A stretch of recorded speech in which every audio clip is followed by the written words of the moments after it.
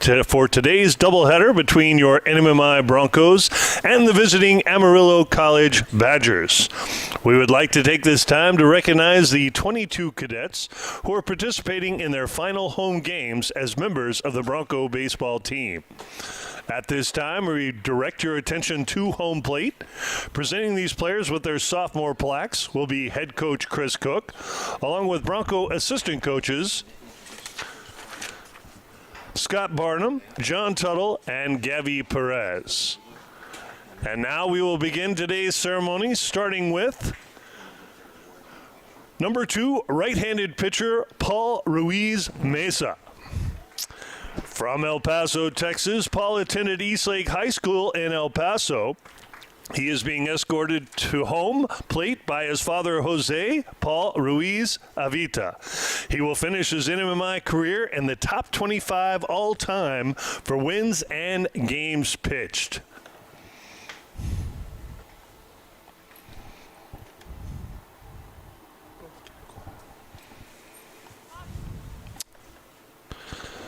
Our next Broncos sophomore is number 4, right-handed pitcher Jason Maldonado. From El Paso, Texas, Maldonado also attended Eastlake High School. He is being escorted today by his mother, Fabiola, father, Andres, and brother, AJ Maldonado.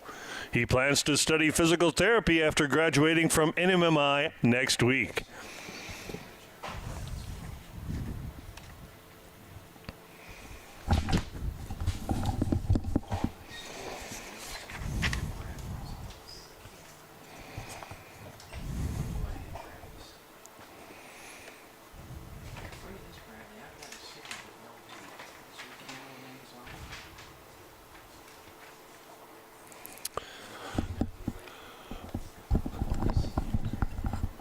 Our next Bronco player is number 6, infielder Luis Daniel Lizarraga Iturralde. From Ciudad Obregón, Mexico, Danny attended the Instituto La Salle prior to enrolling here at the Institute.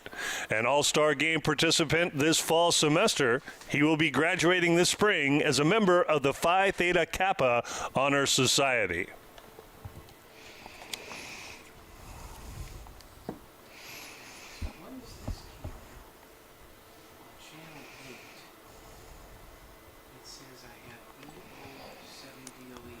Our next Broncos sophomore is number 9, infielder Min-jae Kim.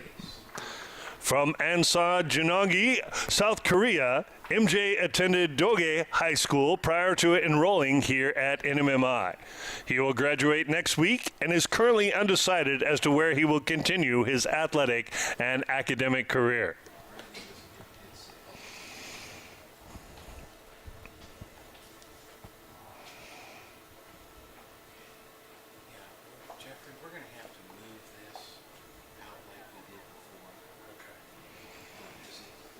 Our next Broncos sophomore is number 11, right-handed pitcher Chan Yoon.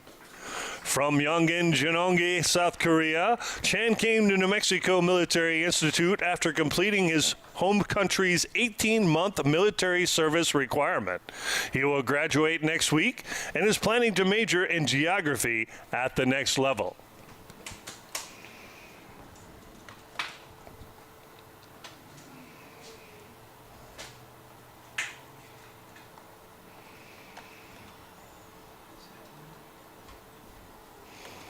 Our next Broncos sophomore is number 13, outfielder Ivan Cogles. From Las Cruces, New Mexico, Ivan attended Oregon Mountain High School in Las Cruces. He is being escorted by his father, Edgardo, and brother, Himel Cogles. Ivan is a 2-semester academic honors recipient that plans to study physical therapy at his next university.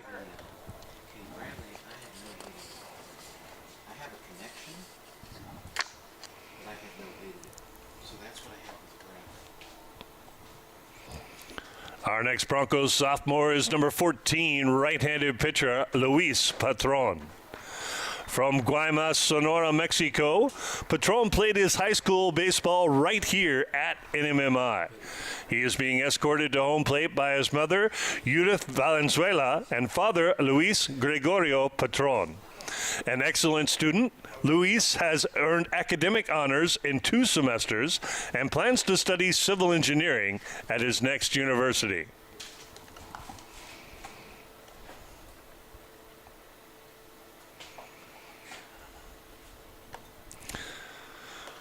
Our next Bronco player is number 16 right-handed pitcher Julio Ramos. From Nogales, Sonora, Mexico, Ramos played his high school baseball at Nogales High School in Nogales, Arizona. He has been named the 2024 Bronco Baseball Most Valuable Pitcher and also pitched in the Fall's Junior College All-Star event. Another member of the Phi Theta Kappa Honor Society, he is considering his transfer options where he plans to study business. Could you put a multi-plug in? That's got a multi-plug, or you just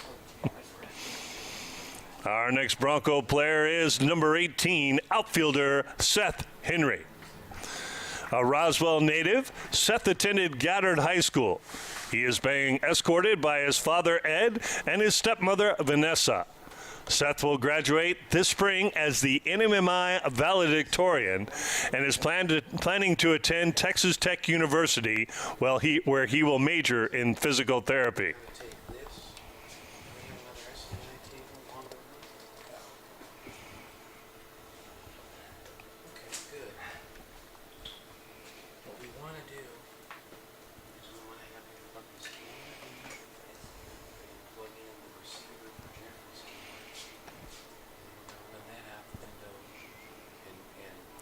Our next Broncos sophomore is number 19, infielder Junhook Kwan.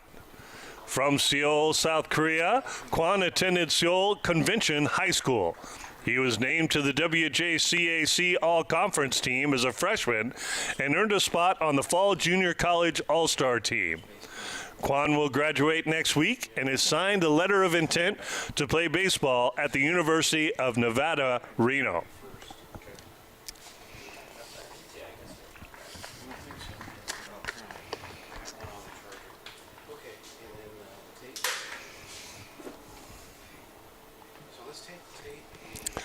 Our next Broncos sophomore is number 20, outfielder and catcher Adonis Bernal. From Chitre, Panama, Bernal attended Broadfording Christian School prior to his enrolling at NMMI. Adonis earned WJCAC All-Conference honors as a catcher last season and also played in the Fall Junior College All-Star Games. He was named this week as the 2024 Bronco Baseball Most Valuable Hitter.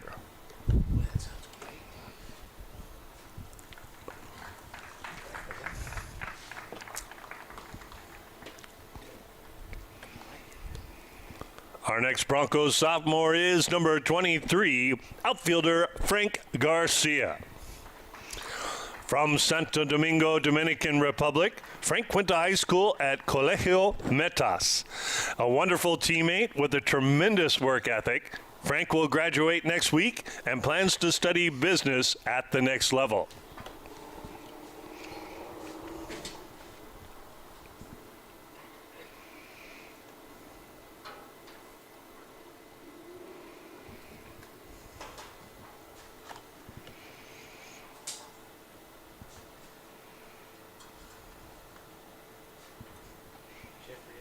Our next Broncos sophomore is number 24, first baseman and pitcher Adolfo Rondon. From Santo Domingo, Dominican Republic, Adolfo attended Global Vision Christian School prior to NMMI. Rondon plans to continue his academic and athletic career at the 4-year level while seeking a degree in business.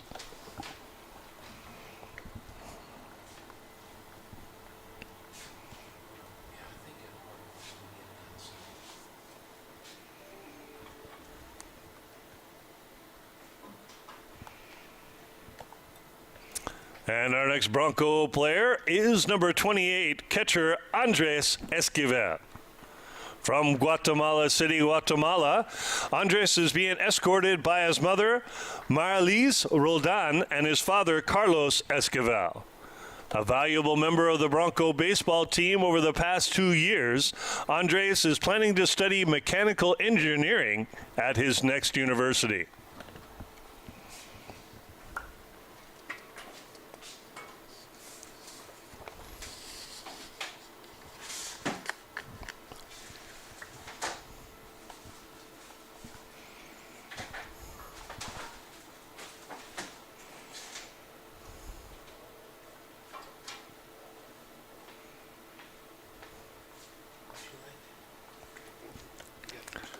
Our next Broncos sophomore is number 29, catcher Benicio Diaz. From Toronto, Canada, Diaz attended St. Joan of Arc High School. After transferring to NMMI for his final junior college season, he earned academic honors in his first semester. After graduation, Diaz will attend the University of Central Oklahoma.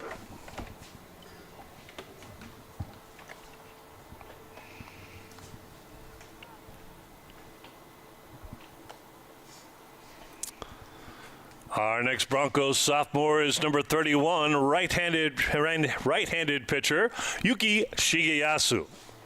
From Chiba, Japan, Yuki attended Makuhari Sogo High School. He is being escorted today by Fielding Boston's sister, Decker Boston. Shigeyasu earned third-team academic All-American honors last year and will finish his NMMI career in the top 30 all-time for Ks per inning, games pitched, and saves.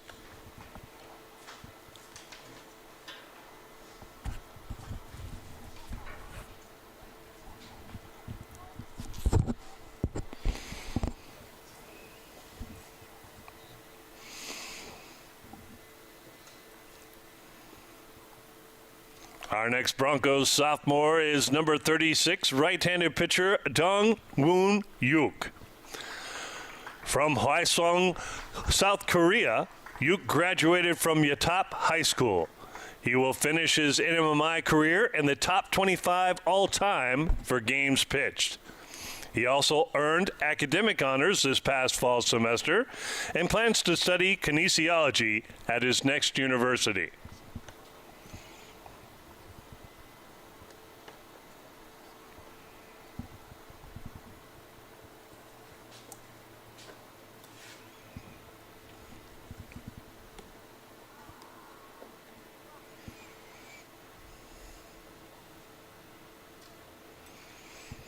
Our next Broncos sophomore is number 37, first baseman Julian Payan. From Santa Teresa, New Mexico, Julian attended Santa Teresa High School.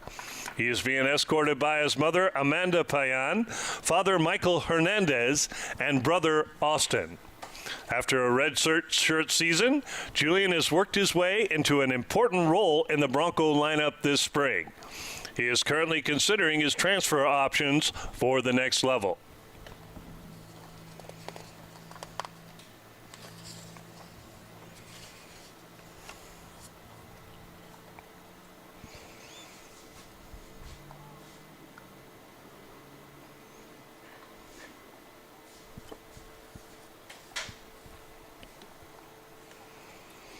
Our next Broncos sophomore is number 38, outfielder Elijah Moya.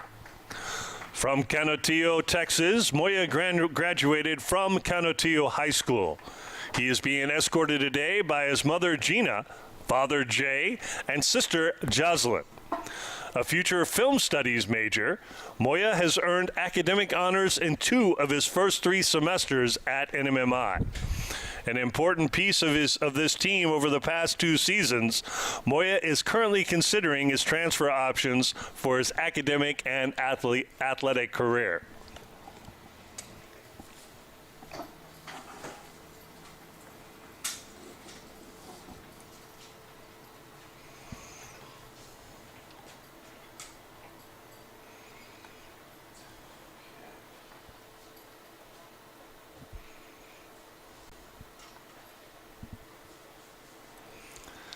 Our next Broncos sophomore is number 39, right-handed pitcher Bailey Simmons.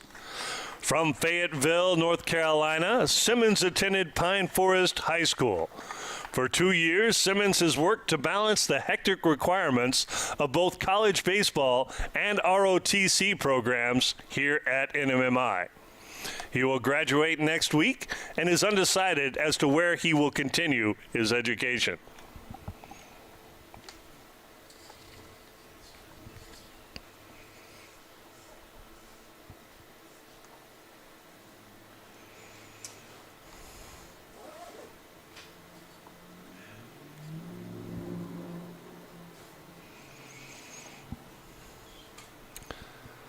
Our next Broncos sophomore is number 45, right-handed pitcher Fielding Boston.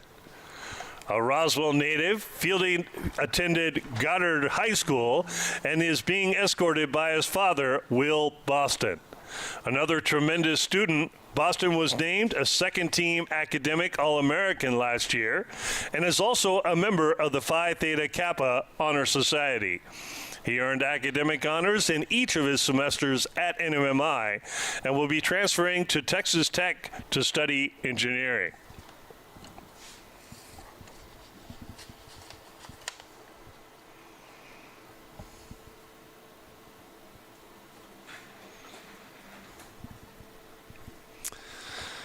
And our final Broncos sophomore will be number 1 outfielder Bernie Socrates Puig. Socrates is originally from Cienfuegos, Cuba, but graduated from Hobbs High School in Hobbs, New Mexico. He is being escorted to home plate by Wendy Cook.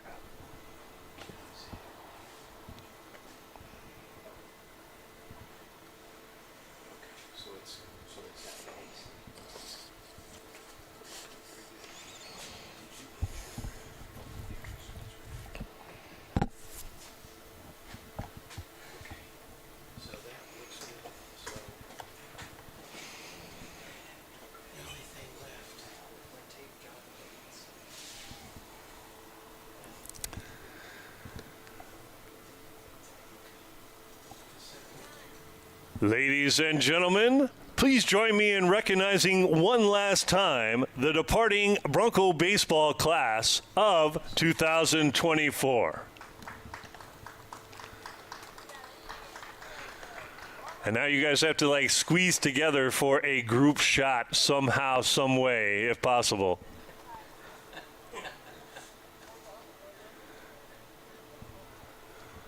Spaniel hopefully has a wide-angle lens there.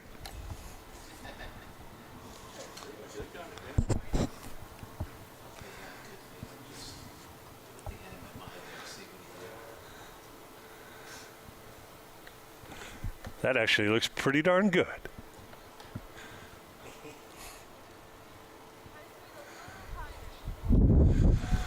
All right, and now there's one final award that we'd like to present, this time by the sophomores and NMMI Athletic Director Jose Barron to head Bronco baseball coach Chris Cook. This season on April 19th against El Paso Community College, Coach Cook collected his 300th win here as a head coach at NMMI. Also, Colonel Jose Barron would like to present his athletic director's coin to both Chris Cook and to his wife, Wendy Cook.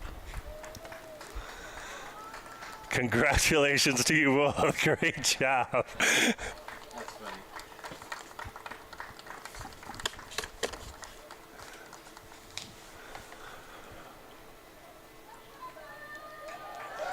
Great job there, guys, and Mrs. Cook.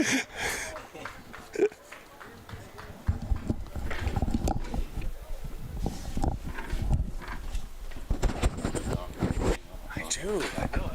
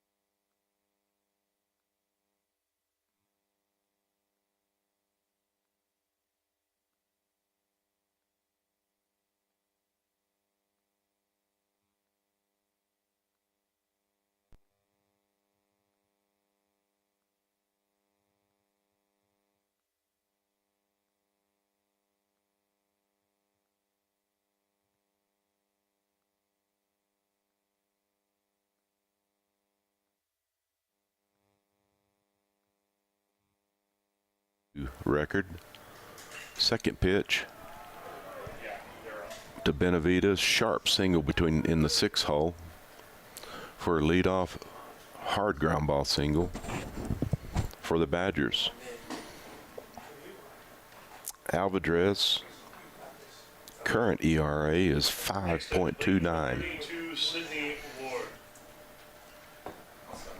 Up next for the Badgers is number 32, right fielder Sidney Ward. He hits from the right side. Alvarez with the sharp slider, swing and miss.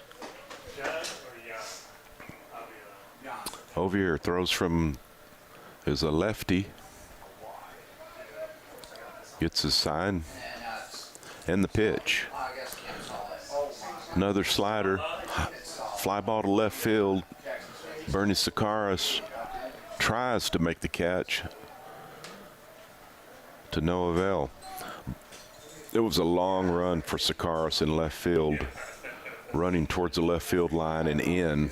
The wind held it up. Wind's blowing from the left field foul pole to the right field foul pole. So with nobody out, runners on first and second, the Badgers are in business. Up next is the third baseman, number 15, David De Hoyos. The Broncos swept the doubleheader yesterday from the Badgers. Here's the pitch by Alvarez. Fastball fouled off and out of play to the right side.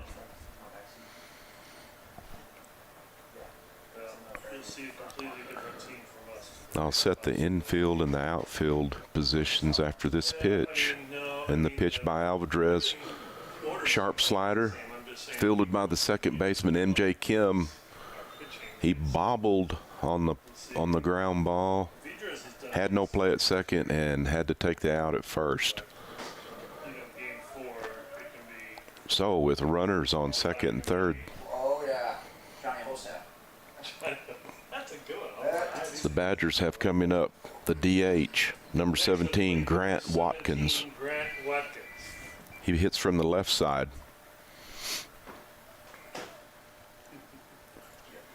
Alvarez with the pitch, curveball away for ball one.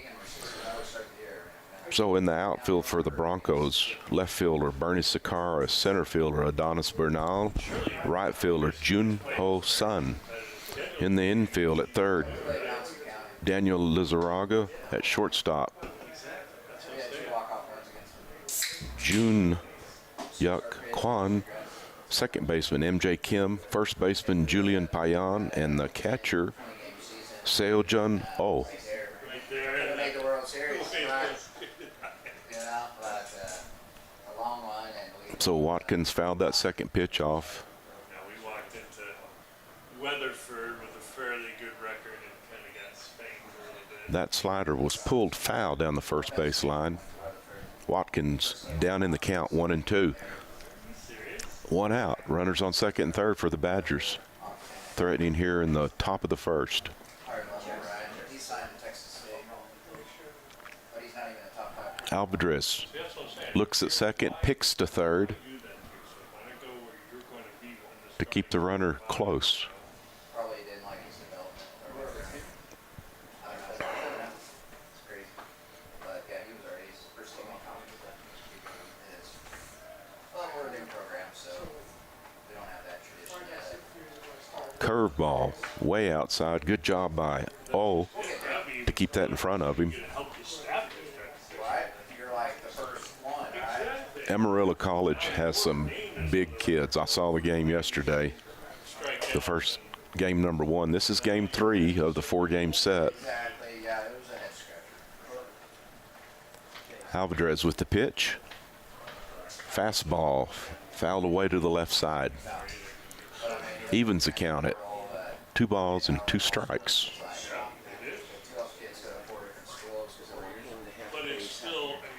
They have Watkins, a left-handed hitter. They have an infield shift on with the shortstop almost behind second base. Pitch, slider fouled back by Watkins.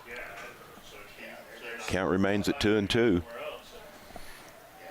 It's breezy today again in Roswell. There are some programs and some coaches that'll do and say anything to get kids to come.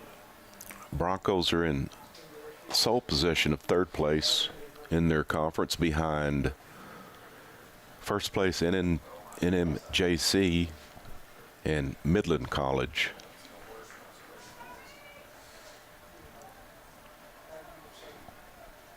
Alvarez with the pitch.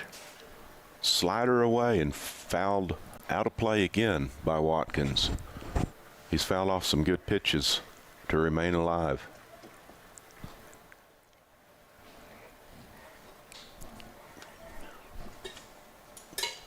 Done.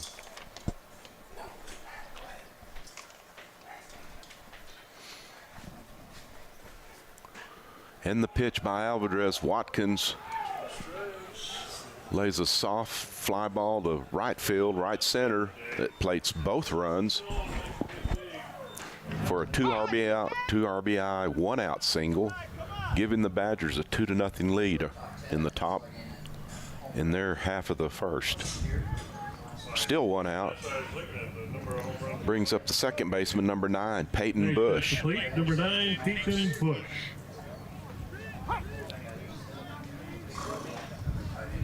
Alvarez with the pitch, fastball. Just outside for ball 1. They appealed to the base umpire, and he said he did not go on the check swing. Alvarez gets the sign, and the pitch, slider high.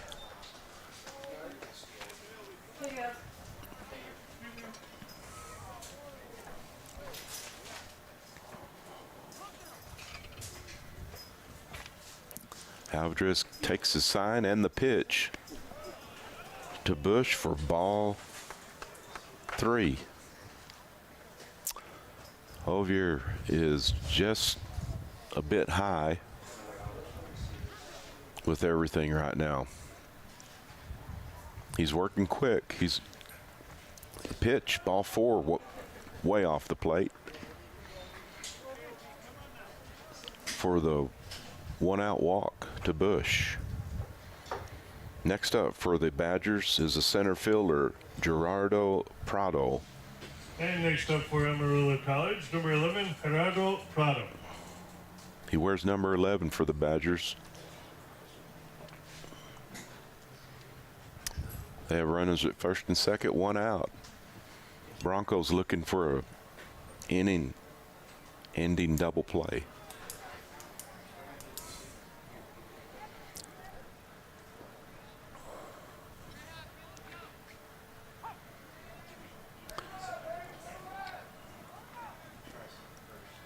And the pitch by Alvarez. Slider taken for a strike. Outfielders fairly deep. They're shading the right-handed hitter as if he was a left-handed pull hitter. Fastball right down the middle, fouled away down the right field line. Alvarez ahead in the count, 0-2 to the center fielder, Prado. Alvarez working quick, and the pitch. Slider fouled away and hits the on-deck batter, Jackson Smith. You got to pay attention if you're on deck, for sure. He seems to be okay.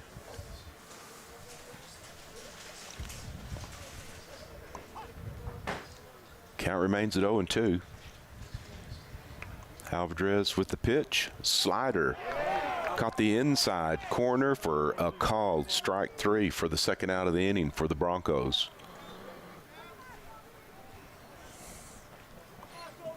Next up, number 7, Jackson Smith. Brings up the first baseman, number 7, Jackson Smith. He also bats from the left side. This is lefty on lefty matchup. Alvarez with the pitch.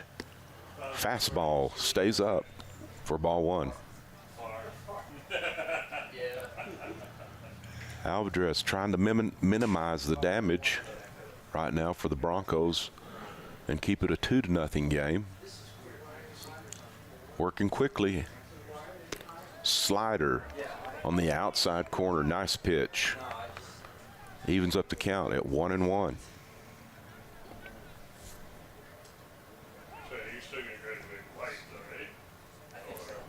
Smith is a tall first baseman. I believe it says he's 6'3". Big kid. Pitch by Alvarez. Fastball away. Count goes to 2-1 on the tall first baseman for the Badgers. Alvarez gets a sign. He's ready to go. Knee lift in the pitch. Slider stays away just off the plate. Runs the count to 3-1. 2 outs in the inning. So the base runners are running on anything hit. Alvarez with the pitch. Fastball in for ball 4 to load the bases. Bringing up number 23, the catcher for the Badgers, Lawson Peel.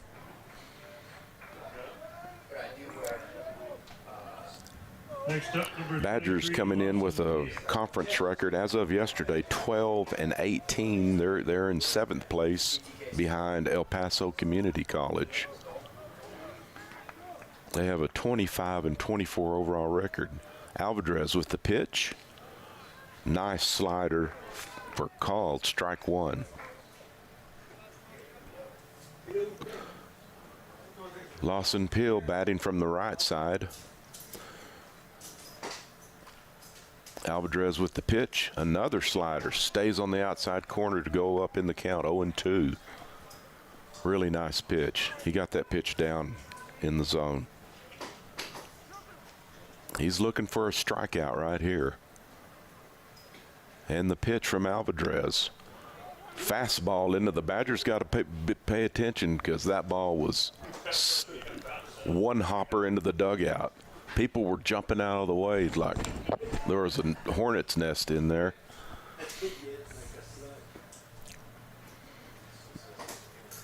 If you're leaning on the top rail in the dugout, you better be watching the hitter for sure. Everything's pretty tight right in the ballpark right here. Alvarez with the pitch. Slider in the 5-6 hole for a ground ball base hit. Here comes the runners.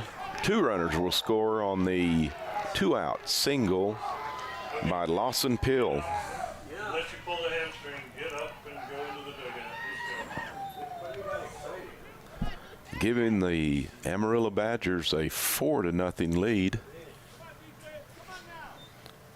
Bringing up the number 9 hitter, number 8, the shortstop, Jan Avila. I'm going to say Avila. Runners on first, second, 2 outs. The pitch. Fastball just misses by Ovier.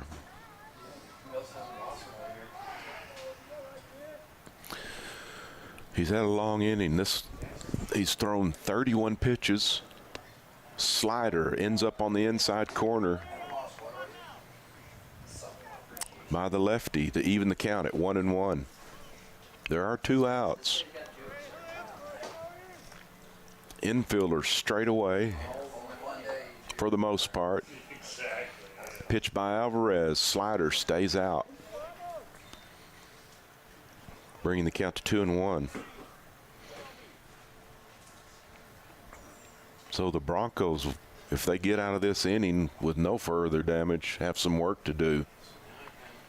Alvarez takes the sign, knee lift in the pitch. Slider stays up, bringing the count to 3-1. He's been behind a lot of hitters this first inning. Gets the ball back from the catcher, decides he needs to tie his shoe, probably going to catch his breath a little bit. That's I was telling. We are a different team day to day, game to game. By our record, but it is. Wind gusting, not too bad. Not too bad right now. Pitch by Alvarez. Slider fouled up and away to the right side. Out of play.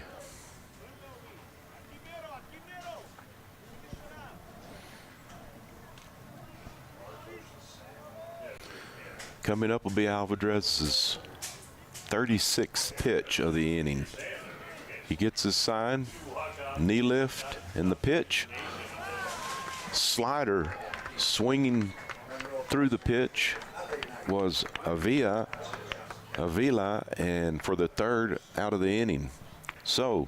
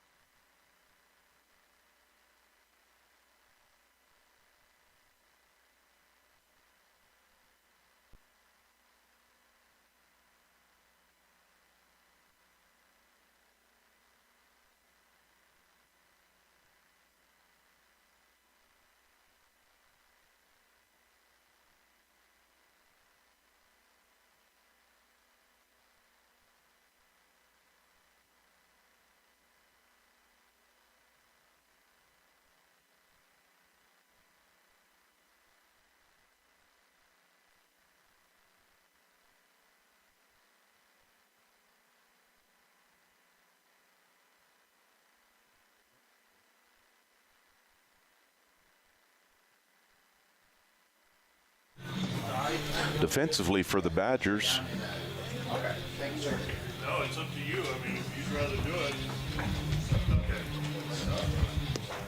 the pitcher will be Duncan Bowles. He comes in with a record of 6 wins on 3 losses with a 7.02 ERA. His battery mate will be the catcher, Lawson Peel. Going around the infield at third base will be David De Hoyos.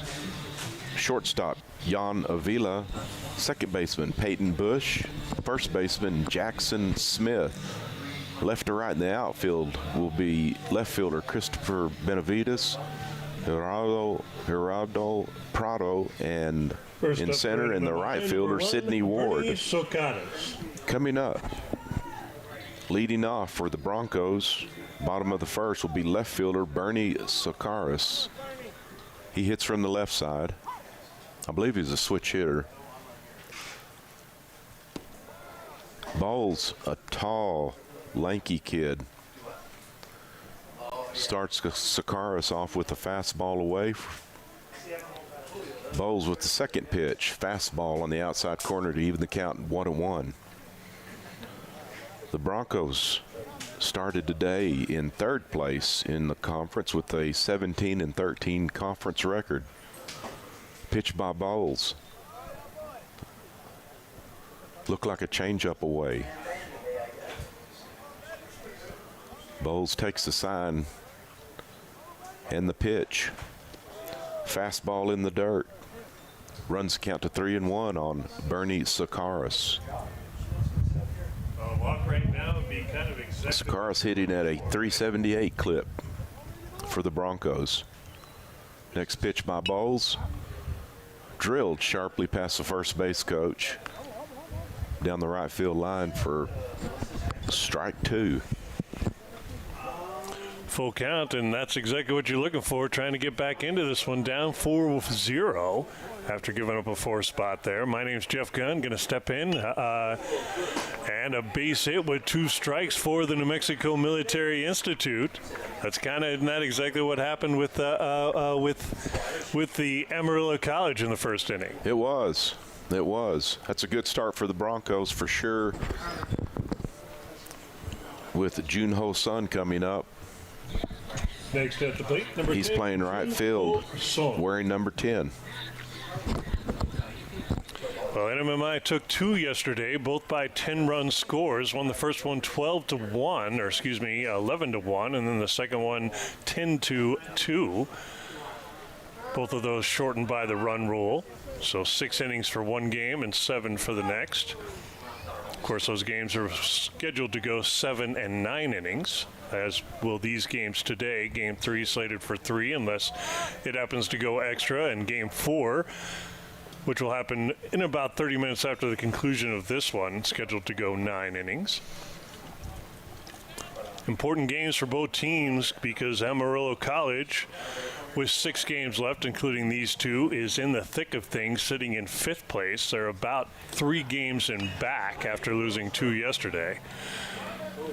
Double play ball and did not get it in time to complete the 4-6-3 double play on the grounder there by Jun-Ho Son. Son runs really well, Jeff. He does. He got down the line quick, and because that was fairly sharply hit. Pretty well handled by the second baseman, just not in time thanks to the speedy legs there of Son. Yeah, he gave the shortstop a perfect double play feed. So Son really hustled down the line. Well, that'll bring to the plate the 3-spot hitter, Adonis Bernal. First pitch hit opposite field, but looks like the right fielder is going to make the grab on that one, going down to the line to his left. That was Sidney Ward. That was a tough catch because he's right-handed, so he drop step to his right, and that wind was pushing that ball, and he makes a nice over-the-shoulder catch for the second out. Number 17, Seo-Jun Oh. Bringing up the catcher for the Broncos, Seo-Jun Oh. O's been the big offensive spark in the lineup of late for the New Mexico Military Institute. That's why he's hitting in that 4 spot. That's from the left-hand side all the time. Not a switch hitter by any stretch. Does have power, especially to right field for the Broncos. But that's one thing that was interesting when we're putting together the game programs for this series. 75 home runs by the Badgers. NMMI has 29 this season. I didn't realize that. Yes. That's amazing. A lot of pop on the Badger team. They had one of the best slugging percentages in the country, and have kind of dropped. I was talking to their SID a little bit yesterday and today, and they beat the number 1 team in the nation early on in the season twice. Nice little opposite field base hit there into left field by Bernal. And now the Broncos with the runner in scoring position, but 2 outs. Good job just going with the pitch, outside fastball or maybe off speed, and he just laced it into left field. That was definitely not Bernal. Next at the plate, number 6, Daniel Lizarraga. That was Seo-Jun Oh on that single, Jeff. Did I say Bernal? I am so sorry. That's okay. I'm trying to do double duty here and do the announcing on the PA as well. We'll give you an extra piece of pizza. All right. I like that. That sounds like a deal. This one popped up into right field. Looks like Sidney's going to get a chance to make another grab. This one a little easier as it kind of floated right back to where he was originally standing. And the Broncos strand 2 in the bottom of the first. It is 4-0 as we head into the top of the second inning.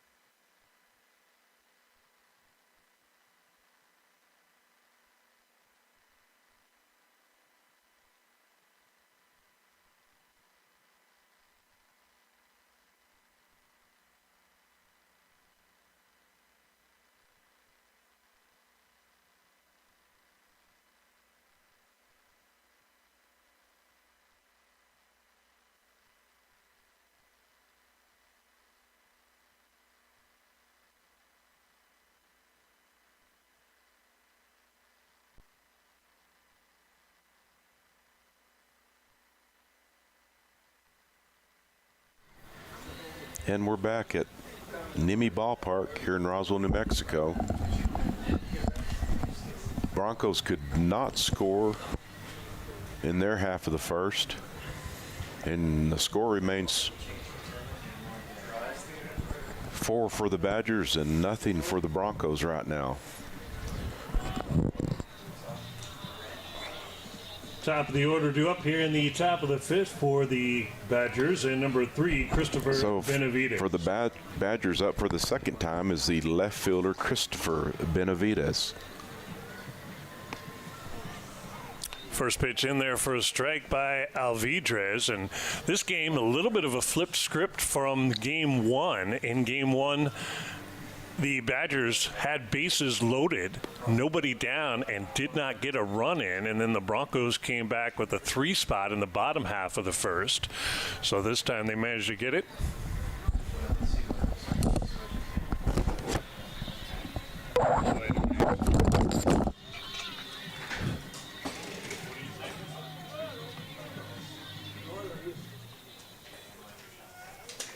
So Alvidrez ahead in the count 1-2 to Benavides.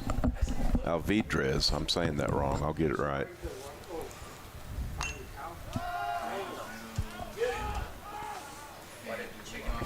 We talk about the errors on the players and the somewhat in the calls sometimes by the umpires that don't seem to go your way. Well, there was an error by me. I just let the music on running during the game, so got told by one of the players doing the gun there in the stand, so got that corrected. I'm going to have to pay a little bit more attention here doing double duty. My apologies.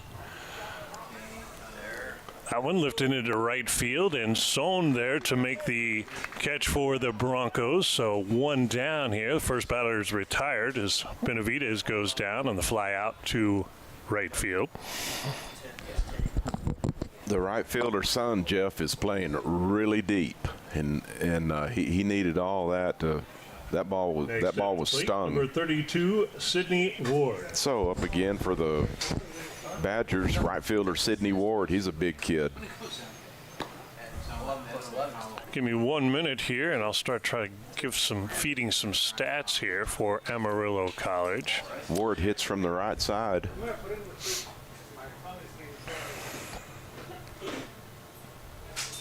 As a team, the Amarillo College Badgers coming in with a .341 batting average, 375 runs scored in, and as I was mentioning, one of the best slugging percentages in the NJCAA at .590, 76 home runs on the season.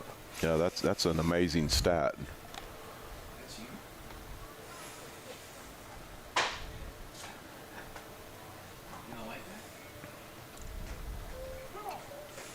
3-0, and it's the walks that kind of got Alvidrez in a little bit of extra trouble. I think they only had 2 base hits, maybe 3, I take it, back last inning for those 4 runs, but compounded by about 2 or 3 walks as well. That was Alvidrez's 46th pitch, Jeff. Wow, see, now the Broncos did well in the pitching on the mound yesterday. Only used 3 pitches. The 2 starters ate up everything but .2 innings in the last 2 games and pulled him off of the bag. The errant throw there by Lizarraga at third. He made a nice play on the backhand, deep behind third base, but as you said, the throw was on the outfield side of first base, and next at the plate, number 15, David De Hoyos. Julian Payan, the Bronco first baseman, did all he could to stretch and just pulled his foot off the bag. Yeah, good job by him to stop the ball, and that is a long throw there for Lizarraga. Seemed to have plenty of time, just kind of yanked it a little bit, pulled it a little bit to the left, kind of like my drives out the tee box. Oh, here we go. That one down in the dirt, and the count evens up at 1-1. It's going to be tough for Alvidrez to go very long in the game. This is a 50th pitch right here.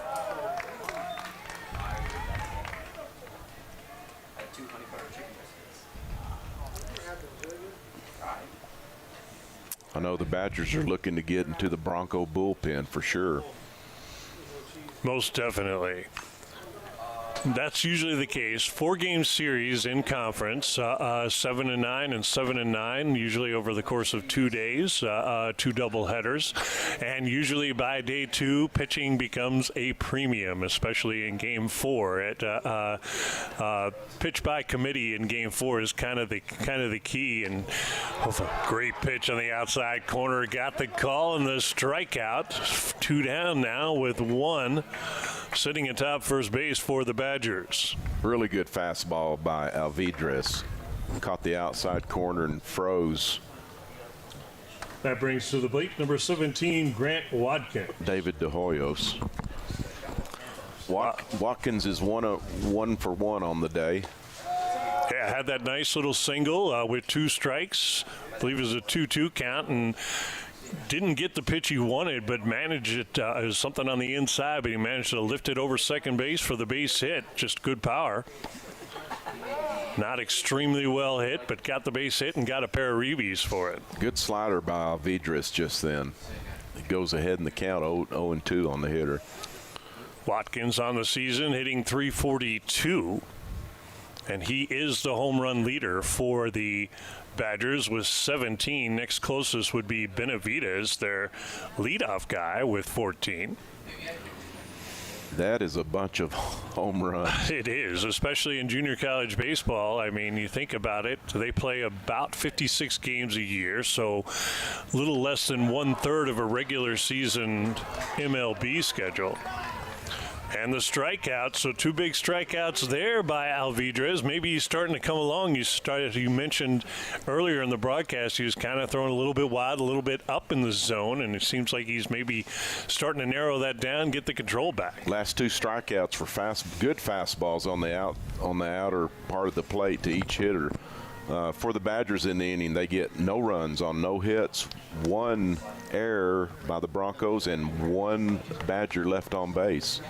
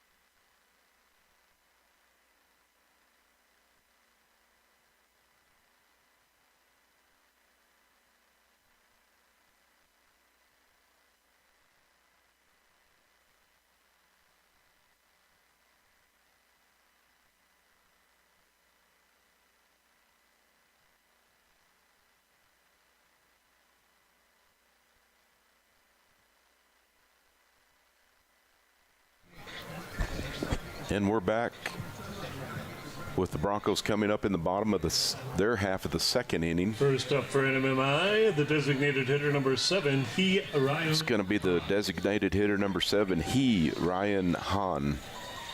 He hits from the left side. Broncos have a left-handed heavy order against the big righty. Pretty much the same batting order that NMMI used for games 1 and 2. I don't see any changes. Actually, I don't see any changes defensively from what we had yesterday either. That one slapped to the first baseman, but picked up there. Playing at first base today is Jackson Smith for the Badgers. Yesterday, that was Grant Watkins. Watkins, of course, still in the lineup, and he is the designated hitter this time for the Badgers. Next at the plate, number 19, Jun-Hook Kwan. Coming up with shortstop for the Broncos, Jun-Hook Kwan. He hits from the right side. Kwan had an excellent start at the plate for the Broncos. Has been a little bit quiet of late the last couple of series. Still hitting .341 for NMMI. Did have a solo shot home run yesterday to help the Broncos in Game 2 get ahead and extend their lead. He is the home run leader for the Broncos, but his home run tally is an 11 compared to two guys that are besting him there for the Badgers. This one ripped but foul down the left field line. Duncan Bowles, the pitcher for the Badgers, has a really good slider. He got ahead of the hitter with both sliders. Duncan Bowles, stats on him. This will be his 12th appearance on the season. All of them starts for the Badgers. 7.02 ERA. And if you're thinking that's a little bit high, let me tell you that probably in junior college baseball, a 5 ERA is probably a little bit more equivalent to about a 3 ERA in the pros. So, take about 3 points off of that, 2 to 3, and that'll get you a little bit better example if you want to compare it to pro baseball. So definitely not a bad ERA at all. And if you look at their team ERA, it is 7.33. And I'll get you the Broncos stats here in a minute. Next at the plate, number 37, Julian Payan. So Quan reaches first base on a swinging slider in the dirt that made it to the backstop. And there's a lot of room behind home plate here. Just one of those quirky rules in baseball. Third strike gets dropped, and you get a chance to advance to first base if it's not open. And see a lot of people like, well, wait a minute, you don't get the out for it either. Right. Of course, as baseball fans, you guys probably already know this, but probably some new people in the audience kind of wondering what exactly just happened on that last play.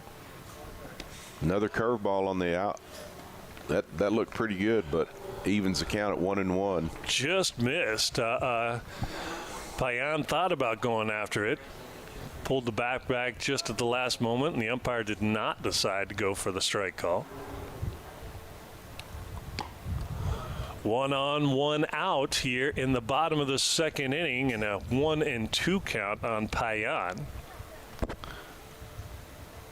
Bowles, the pitcher's a big kid, isn't he, Jeff? He's 6'6", wow. Says on the roster. And he gets that good downward velocity on the ball. This one lifted into right field, going back. Looks like he had a little trouble on the warning track, but managed to get back, and now the runner, Hahn, has to scurry back to first base to try. I think he thought he saw what I did. The right fielder kind of circling around like he had some trouble picking that one up off of the bat, or maybe the wind's kind of giving some havoc too. I think the wind looked like, looking at the flags out there, Number 9, MJ Kim has picked up. The wind, and at some point in time you'll see the flags there, and right center field definitely blowing from left to right, almost straight across the field. So anything that is hit is going to make its movement to the right-hand side of the ballpark. That was a tough play for Ward. But he did stay with it, make a nice play. Certainly did, and he had to go a long way for that ball. He was shaded over about the 380 mark. That one slapped into left field for another base hit, the third of the ball game for the Broncos. And once again, they are in business with a runner in scoring position there at second, but they trail 4-0 here in the bottom of the second inning. Good job by Kim on that pitch.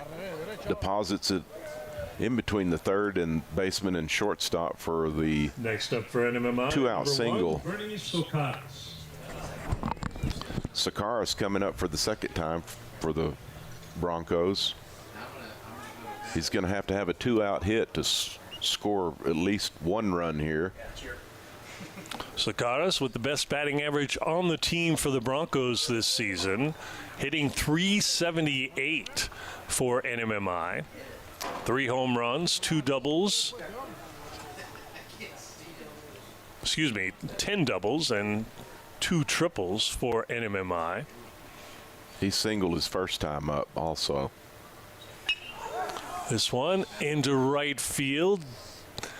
Ward is camped underneath it, makes the catch, and that's out number 3. So once again, a 0 spot put on the board by the starting pitcher for the Badgers, Duncan Bowles.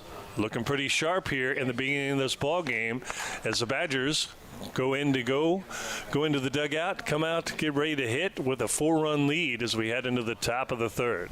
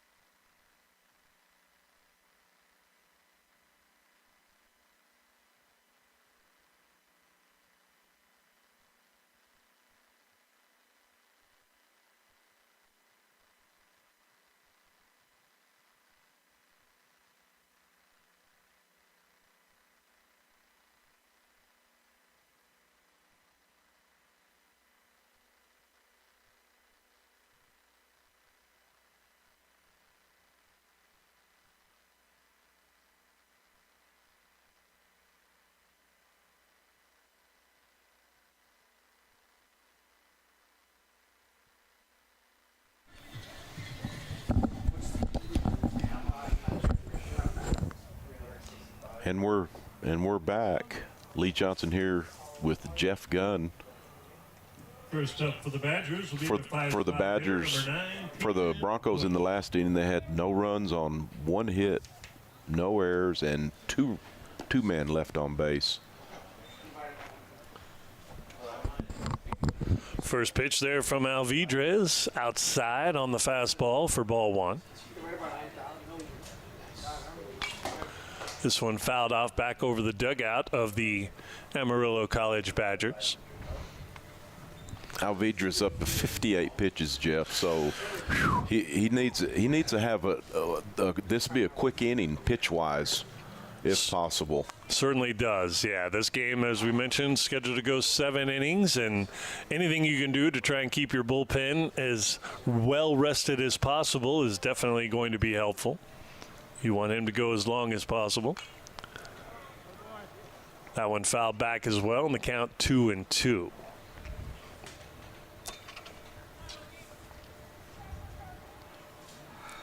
First, go ahead. Oh, no, go. I'm just going to say Bush does not have an official at-bat. He walked his first time.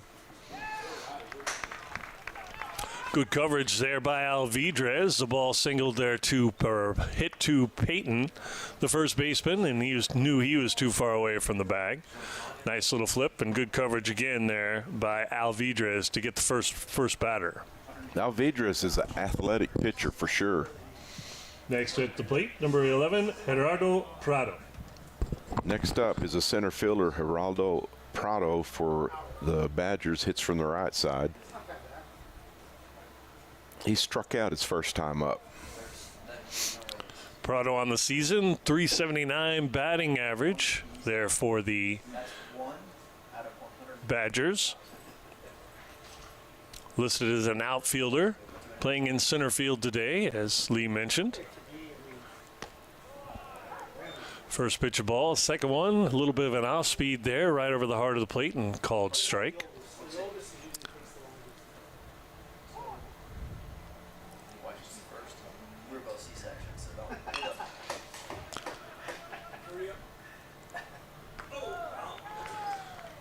Nice play there by the shortstop for New Mexico Military Institute on the ground ball, slightly in the hole. Junhook Kwan made that look easy. Nice routine play. Yeah, there was no wasted motion. No. And the guy, the hitter could run pretty good, and he knew that, and no wasted steps after he fielded the ball and made a really good throw to the first baseman, Payan. Nice and smooth there by the NMMI shortstop. Curveball misses downstairs for ball one, and the batter at the plate, number 7, Jackson Smith. Smith walked his first time up.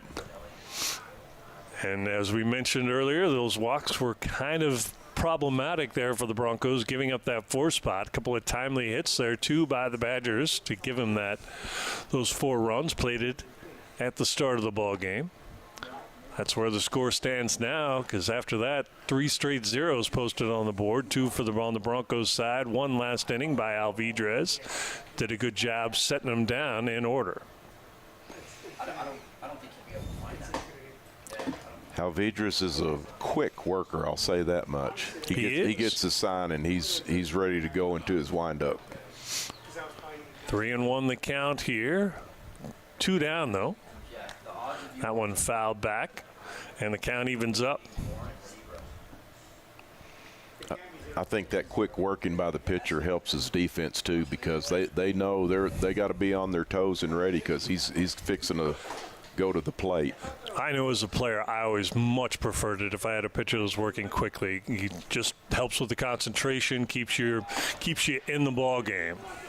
Good piece of 2-strike hitting there by Jackson Smith as he lifts that one into shallow center field for the base hit.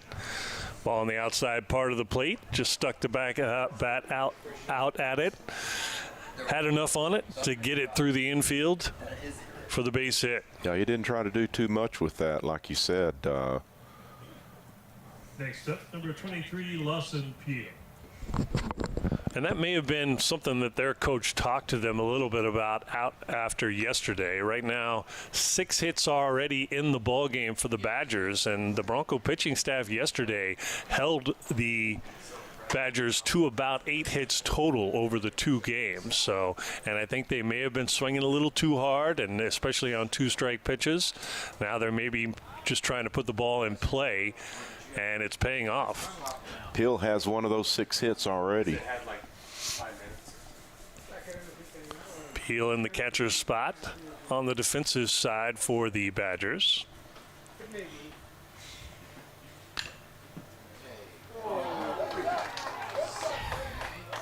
Hard shot.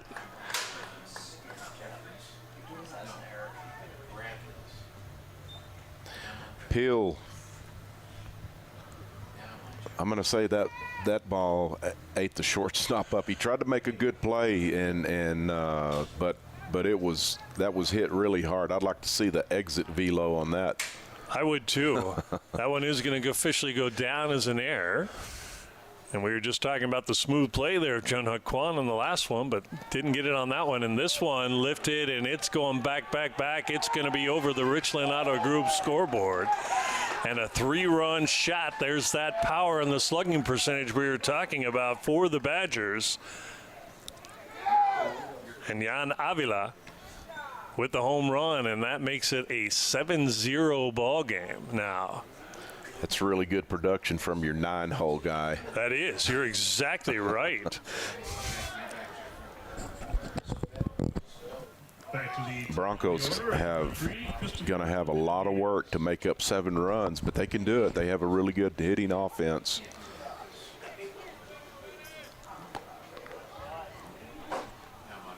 NMMI did score 11 and 10 runs in their 2 games yesterday. So as Lee said, yes, definitely can come back. And we've seen it happen in bunches this season several times for the Broncos. So that pitch fouled back, and the count quickly 0-2.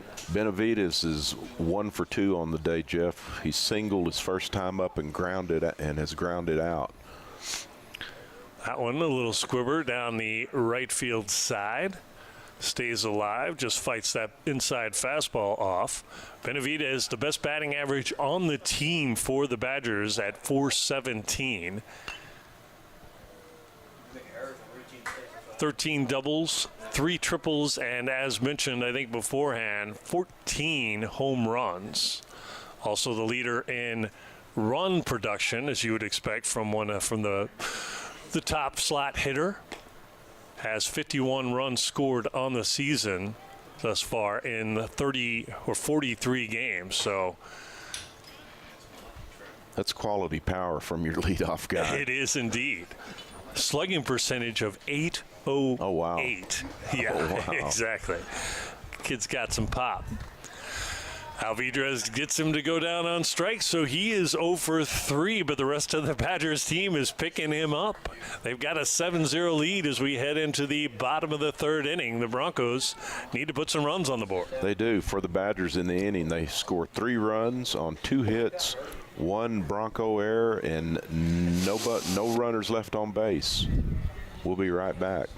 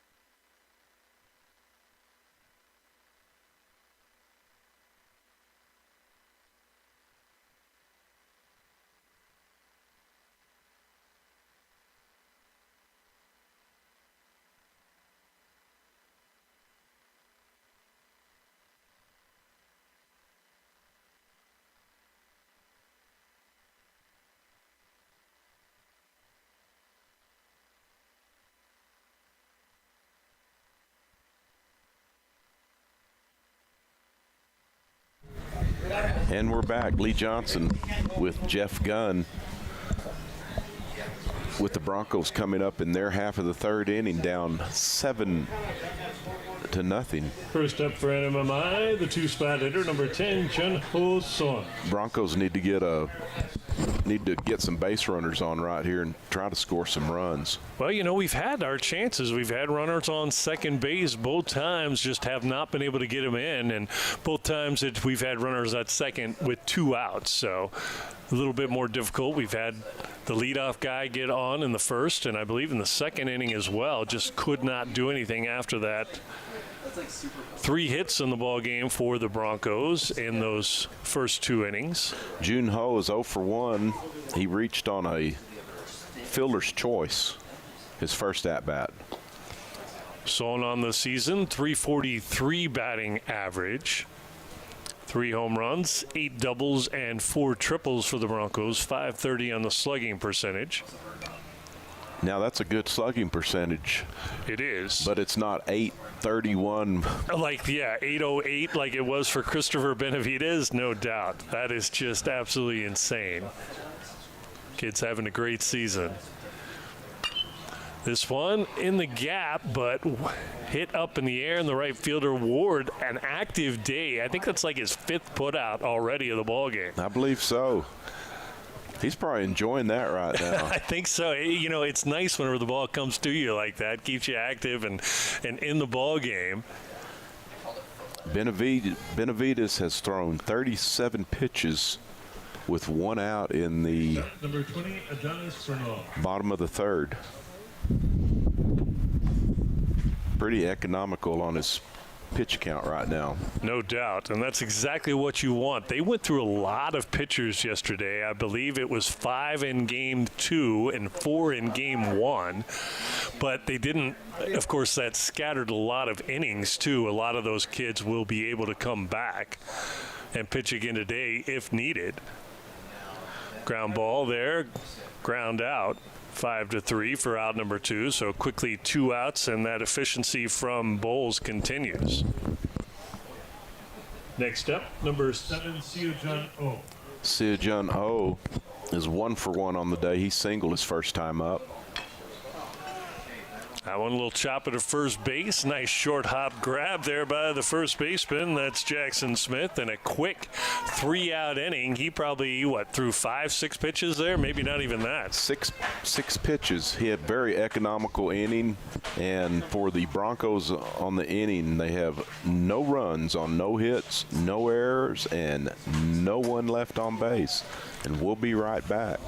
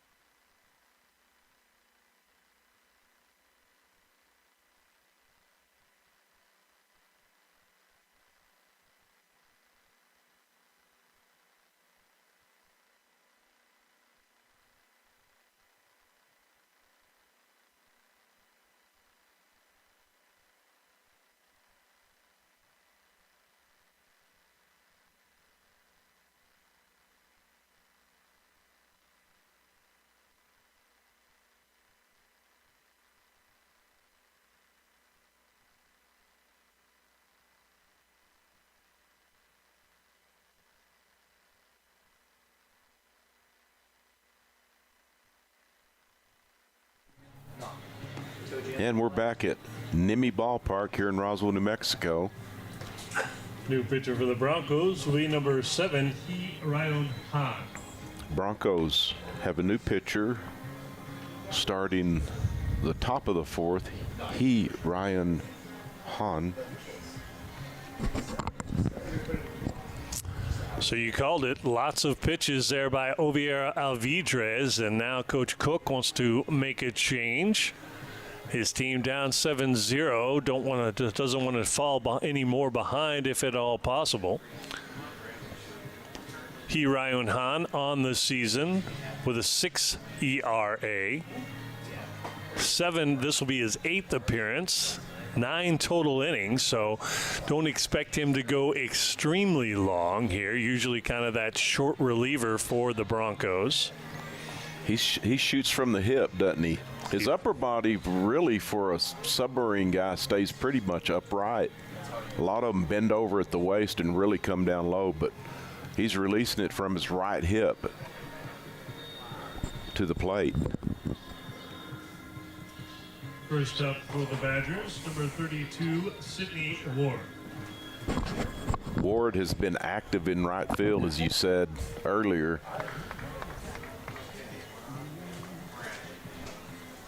He's 1 for 2 with the single on the day.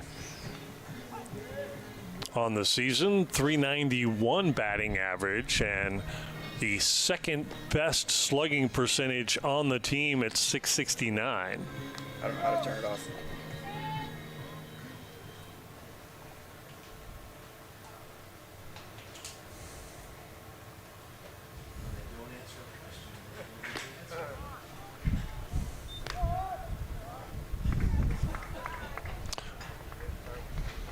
Nine home runs on the season also for Sidney Ward, contributing to that .669 batting average. And the count, that fastball stays up. I think Ryan Han wanted the call on that one, didn't get it. 3-0 to Ward.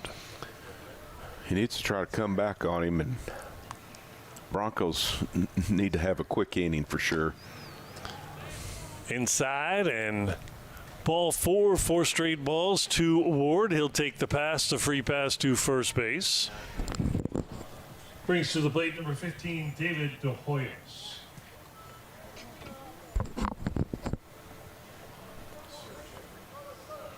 De Hoyos 0 for 2 with a ground out and a strikeout his first 2 plate appearances.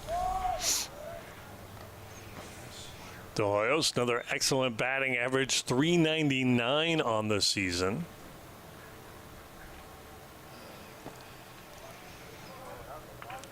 One strike, one ball now to him with a runner on first and nobody down here in the top of the 4th inning.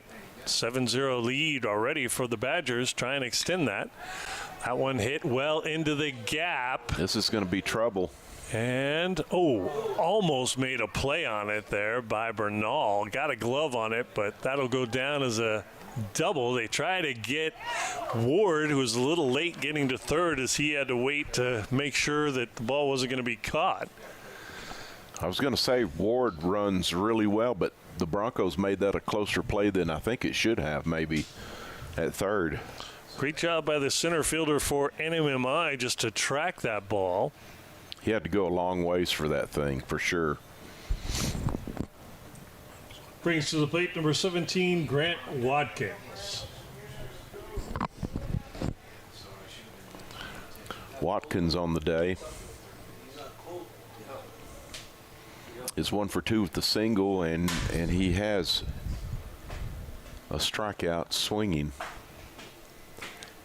That single led to 2 RBIs, the first 2 runs of the ball game there for the Badgers.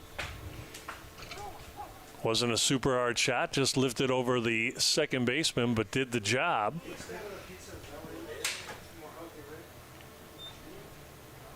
Han is a quick worker also. And of course, part of that is too, there is of course the pitch timer in junior college baseball. We follow the NCAA, and what is it, a 25-second, that's all you've got. And if you do not pitch before that, then it will be ruled a ball. I think it's 20 seconds. Maybe isn't it? 20, yeah. I believe it is. I've watched enough D1 games when they do. Most of them have a pitch clock behind them Exactly. that you can see if you're watching the game on TV. And I think we've got that somewhere set up in the stand so the pitchers can see it, but it is tracked by the field player, the field umpire. They're the ones that'll make the call. I believe he pushes a button and gets a verbal if the 20 seconds run out. Okay. Sharply a ball to the second baseman, and Kim looks to go to first base. That'll plate one run, so another RBI there for Watkins on the ground out. That kind of surprises me, then the runner's not playing up on that, or the fielder's not playing in to try to cut that run off. But Next up, they did number 9, concede that run on the fielder's choice for the first out. Good pitch on the outside part of the plate there by the new pitcher for NMMI, Hahn. And a foul ball, so quickly 0-2. The hitter Bush has been on one time with a walk, so he's 0 for 1. Well, as far as not playing up, I think a couple of things come into the factor on that. One is that one grounded to short, and wow, Kwan could not handle it. That's going to be another E6 and another run in for the Badgers. That'll make it 9-0 now. That's very uncharacteristic for that kid at shortstop, isn't it? I think so, yes. I mean, it definitely is. He is there at shortstop because of the great glove that he has. He's also, like I mentioned, one of the better bats for the Broncos as well. So double threat, but definitely there because of his defense.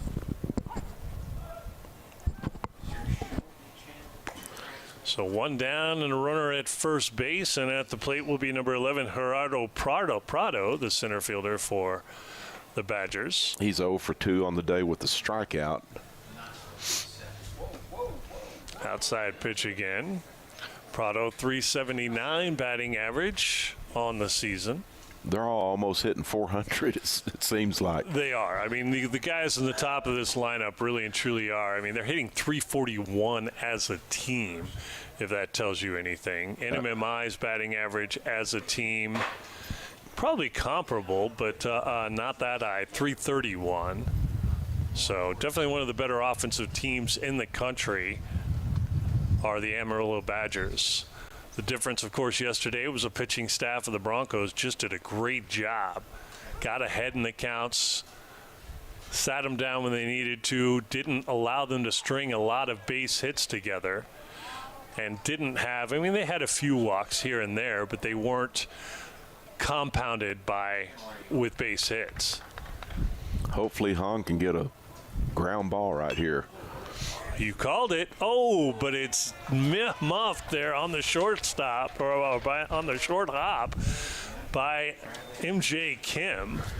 You know, that was a tough play. Kim It was. tried to smother. It had a lot of overspin on that high hop coming off, and tried to smother that short hop, and it looked like it hit the hill of the glove, Next and up, ended number up behind the 7, pitcher's Jackson mound Smith. on the ricochet off his glove. I was hoping to ricochet right there to Quan at second base, but didn't quite happen. There's a strike on the first pitch there by Hahn, so ahead of the batter, Jackson Smith. He's 1 for 1, been on base twice. He's walked and singled.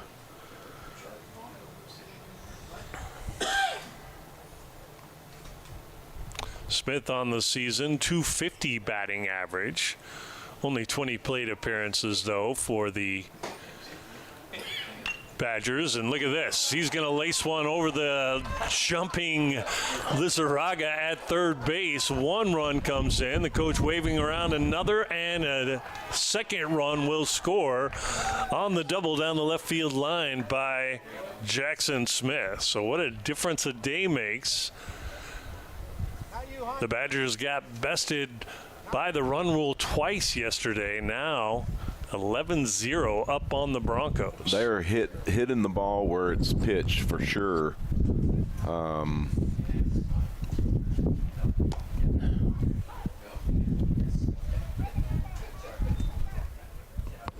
Still just one out. Runner on second base. And a big swing and a miss to go down 0-2 is Lawson Peel. Peel playing catcher today. Yeah, he's been on base twice, 1 for 2. Reached on an error also. He singled his first time up. Big kid. They're all big.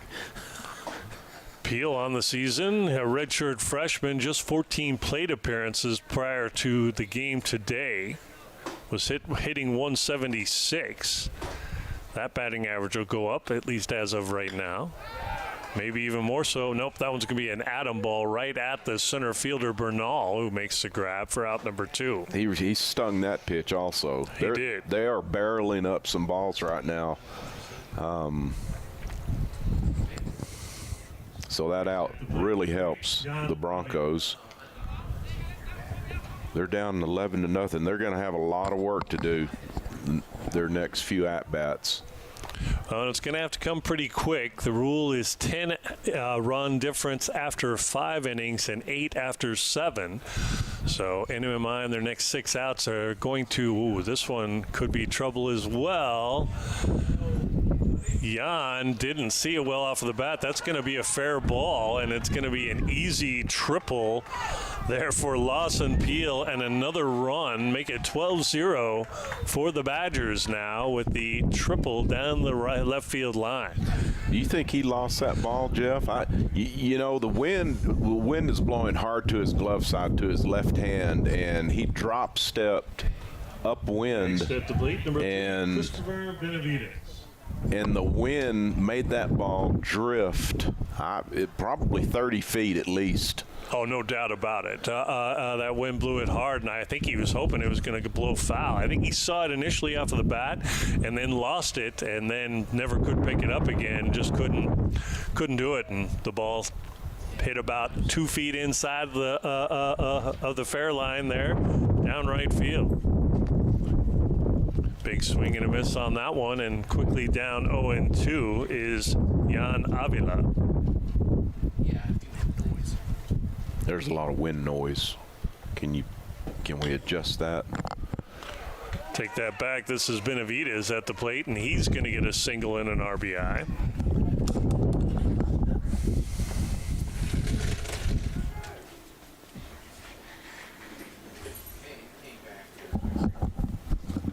Wind is really picking up. You probably heard that on our mics just now.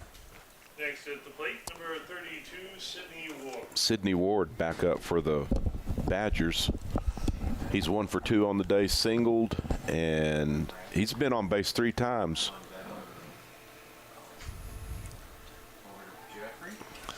Good play there by Quan after making a couple of errors this inning. Has to dive to make that one, and then gets up quickly and manages to get Ward out at first base to end the inning. But a big one there for the Badgers as they pick up a 5 spot and move ahead 12-0 as we move. Or a 6 spot, yeah. We don't have it right on the scoreboard. It's 6 runs there. It should be 13-0 in favor of the Badgers. So on the inning, the Badgers 6 runs on 4 hits, 2 Bronco errors, and 1 Badger left on base.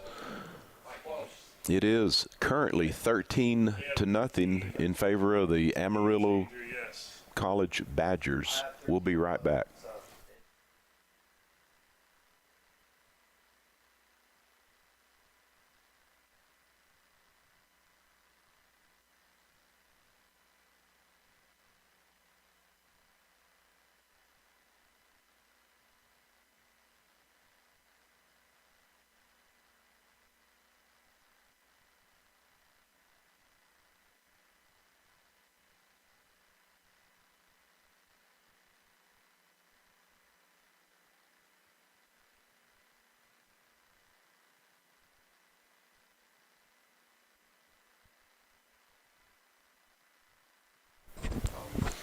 Lee Johnson back here at Nimmie Ballpark.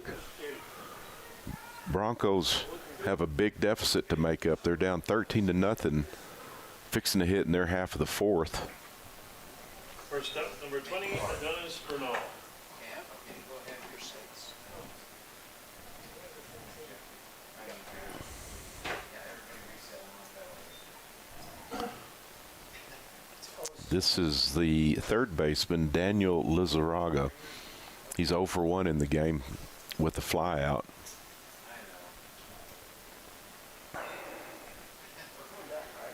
He's wearing number 6 for the Broncos. Bowles still on the mound for the Badgers. Fastball, fly ball to almost dead center for the put out by the center fielder, Prado.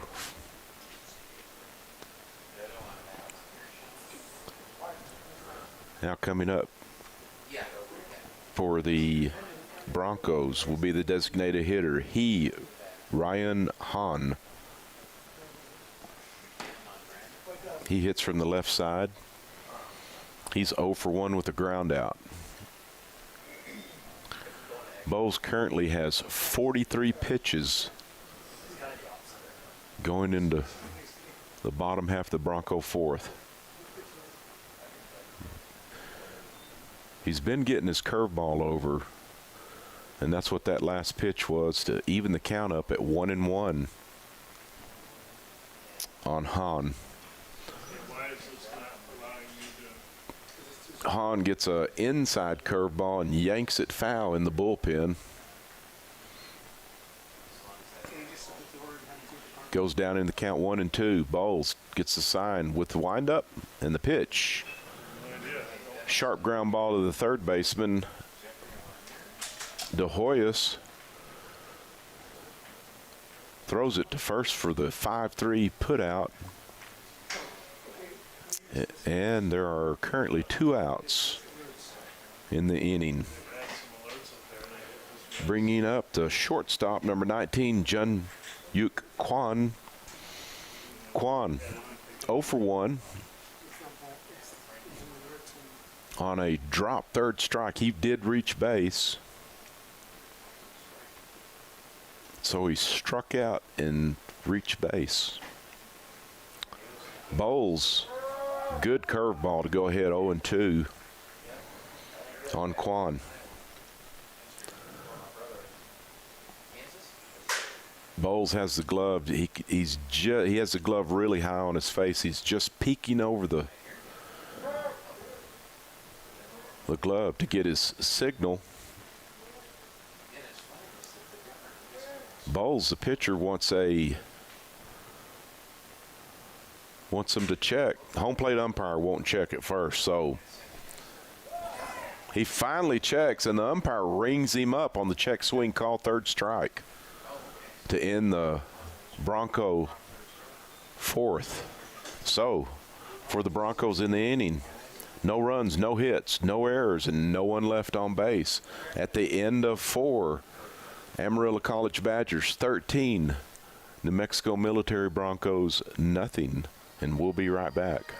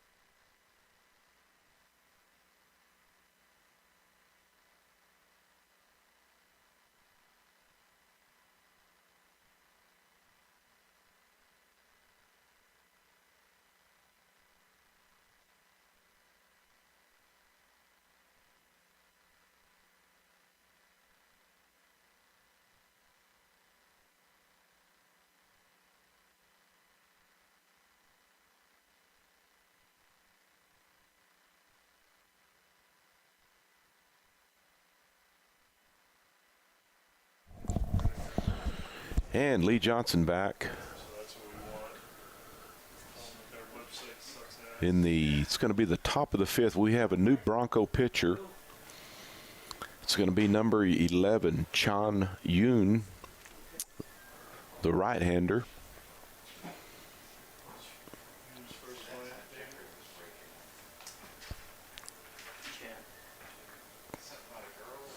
Trying to keep the Badgers at 13. New pitcher on the mound for the Broncos will be number 11, Chan Yoon. Starting the inning for the Badgers at the plate will be the third baseman, David DeHoyas. He's 1 for 3 on the day. He's grounded out, struck out, and last time up, he delivered a double to right center field. First up for the Badgers, number 15, David DeHoyas. DeHoyas hits from the right side for the Badgers. Yoon, the pitcher, has a peculiar windup.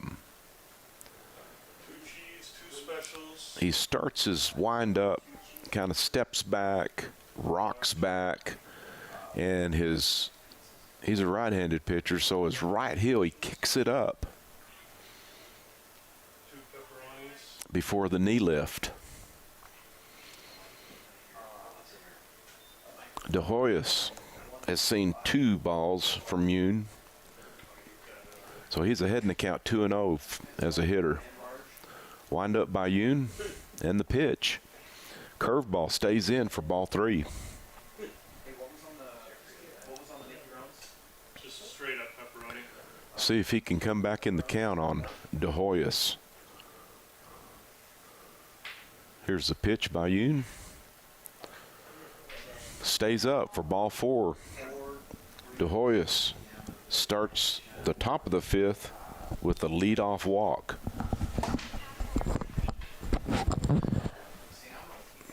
Bringing up the designated hitter, Grant Watkins. Watkins, 1 for 3 on the day. He's singled, struck out, and grounded out. He's a big kid hitting from the left side. I don't know how big he is. Let's look. 6'1". He's put together 220. Or did you turn it down? Oh, okay. I wasn't hearing it. Yes. How many is that? Throw to first from Yoon to keep DeHoyas. I don't think they'll try to run, but you can't ever tell. In junior college baseball, you may need all the runs you can get sometimes.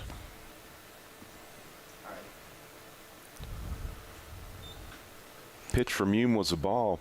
A little bit of a stare down there between the catcher, Seo Jun Oh, and DeHoyas dancing around at first base. Didn't want to go back immediately, but not willing to throw the ball either, and didn't want to get up and run back at him. So just kind of a little stare down contest there for a minute. Yoon finally delivers his first strike. Yoon hasn't done a lot of pitching for the Broncos on this season, just 3 innings prior to this outing. This is his 3rd appearance overall for the Broncos on the season. 9 ERA. He's walked his first 2 hitters he's faced, Jeff, so not a good start, for the Broncos, but you know, one pitch can if you can get a double play, can alleviate a lot of walks.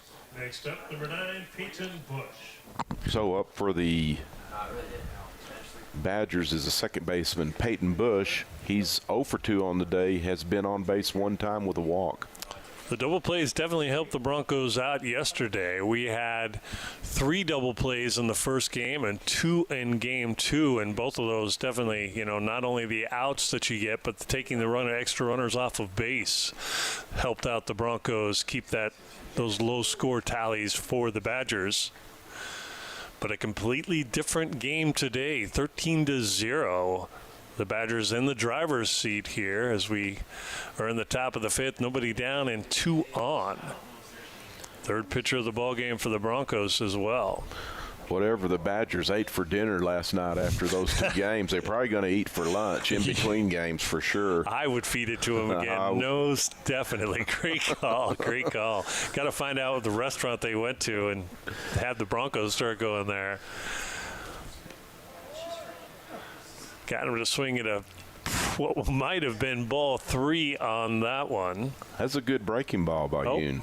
They're going to say it's 2-2 on the count, so we'll have Mr. Boston change the board there. He's pulling double duty as he's doing the pizza ordering for us. Said it was ball 3. Oh, did he really? Because he just went like this. You said ball 3. Oh, I said ball 3 because the scoreboard said ball 3. And now my athletic director is dying laughing at the exchange going on here. So I'll stay out of that. yeah, exactly. I was okay. There's the pitch, fouled down the right field line, and will continue to go even more foul. The bullpen there down the right field line for the Badgers, and that one sailed well over it as the wind continued to push it out. There is some activity down there that I don't know if. Do they even need to? Because, I mean, Bowles is just having a great game, just kind of cruising to a victory right now. He has been. You know, they may be getting somebody ready if he gets in trouble, possibly. So we'll find out. It's just kind of speculation. And some guy may be getting some daily work that he needs down there too. Good point. Oh, there's that ground ball. Perfect double play opportunity. A little bit of a misthrow by Kim to second base to Quan. But Quan does a good acrobatic pirouette atop second base and makes the throw a strike to Payan.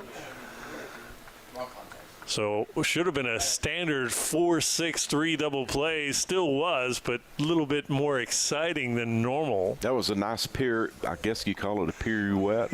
Yeah, I don't whatever. I can't spell that. I'm telling you that right now. But I'll try to say it. 2 down, runner at third base, and the first pitch in for a strike by Yoon. The new batter is... Where are we at the lineup? It's going to be Prado, the center fielder. He's 0 for 3 on the day. Has reached base on one time on an error. Got him to swing at a curveball in the dirt, so now 0-2, and Yoon well ahead. Bush on that batted ball, he just about fell down, Jeff, about 3/4 of the way down to first base. He kind of stumbled, which helped. Gave him a little extra time. Yes, it did. And that can happen. I mean, with the turf, a lot of times the kids are wearing steel cleats as opposed to turf shoes. Sometimes you can hang a cleat. I think that's what you're getting at. Yes, exactly. The turf monster comes up and bites you. Right.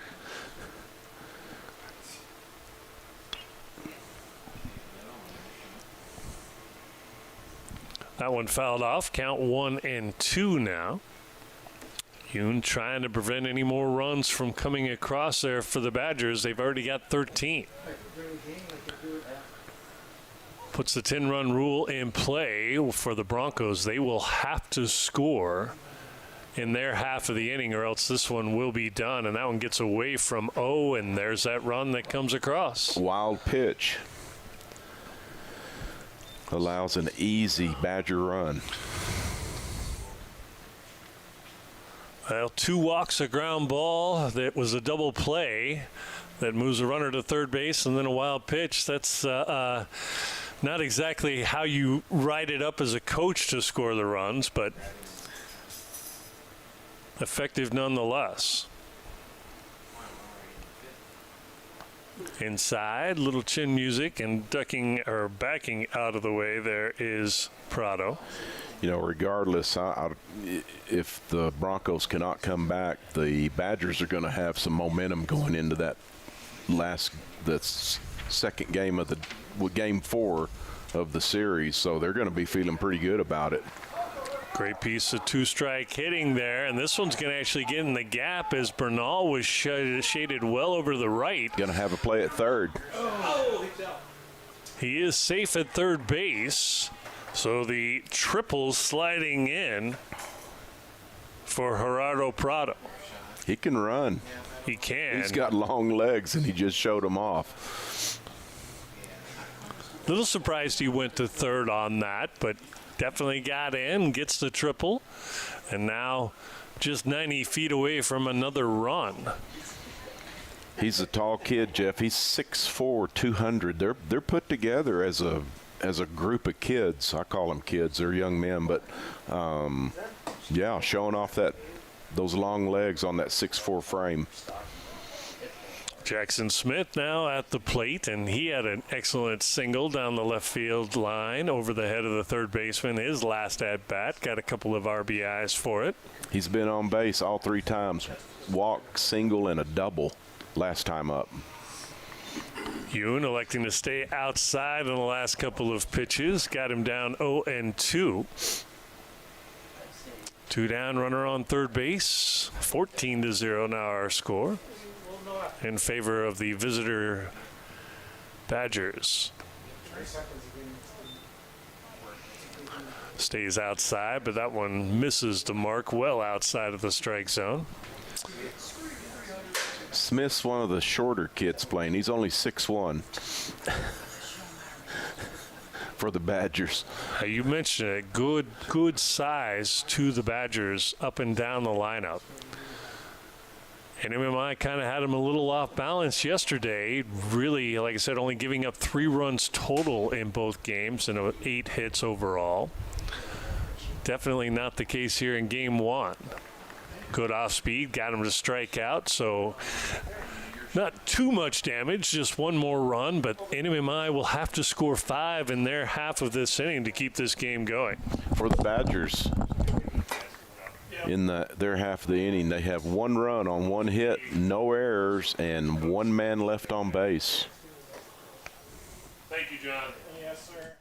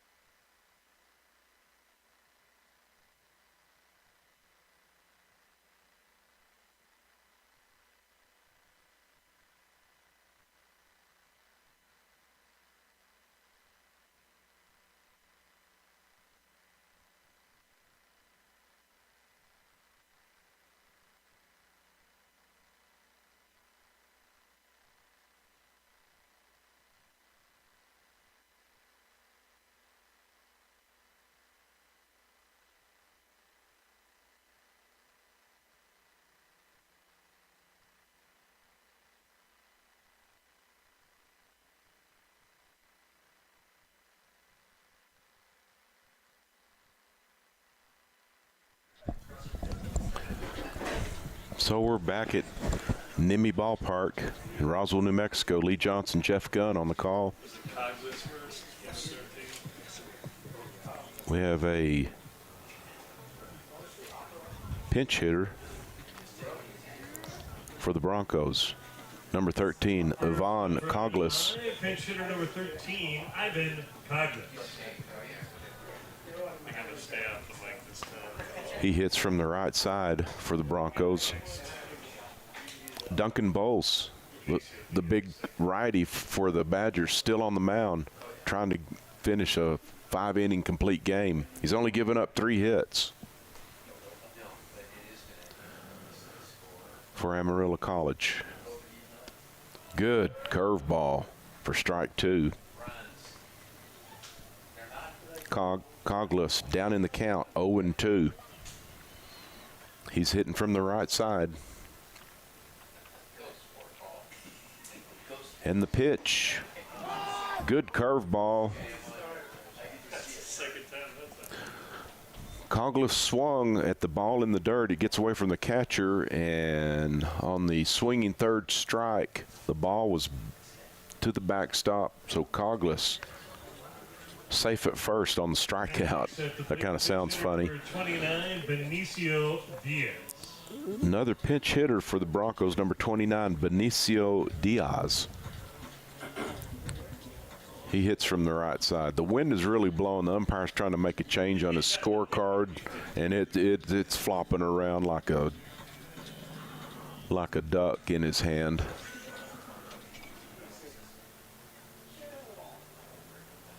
Duck in the hand is worth two in the bush.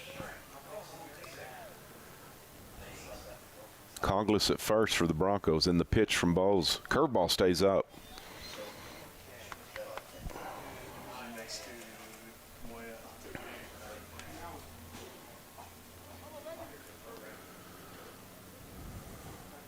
Bowles working pretty quick. Fastball fouled straight back by Diaz. Broncos need to score 5 to keep the game going.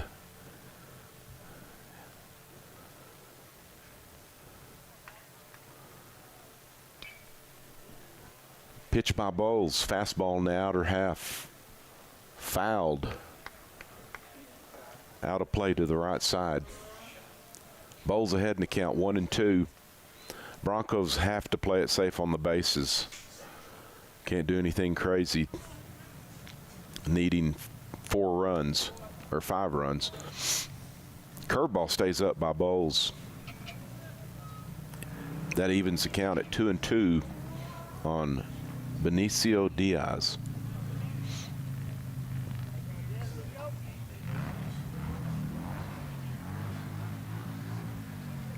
Curveball again, stays up. Runs the count full to Diaz.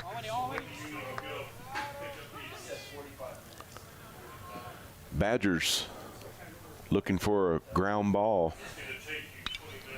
Fastball away, fouled away, out of play to the right side. Diaz battling at the plate, trying to keep this inning alive for the Broncos.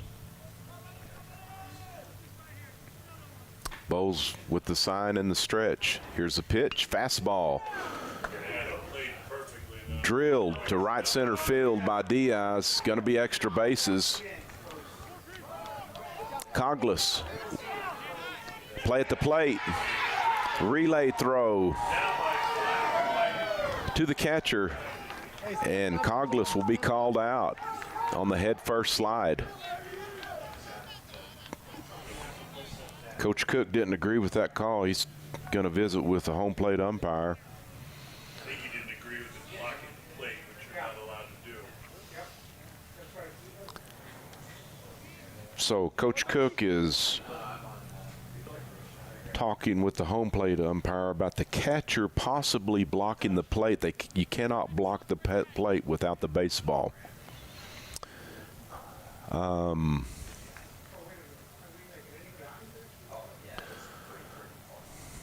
Coach Cook walks back to third base. And on the double to right center, the Broncos come up empty at the plate. That was a really good relay throw by the second baseman to the plate. Now up to bat will be Elijah Moya, number 38. He hits from the left side. Broncos do have a runner in scoring position in Diaz. Curveball by Bowles. Stays up.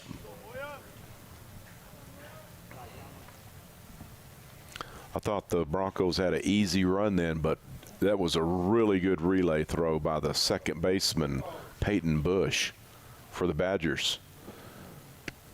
Fastball away. Moya comes up empty on the swing. Evens the count at 1-1.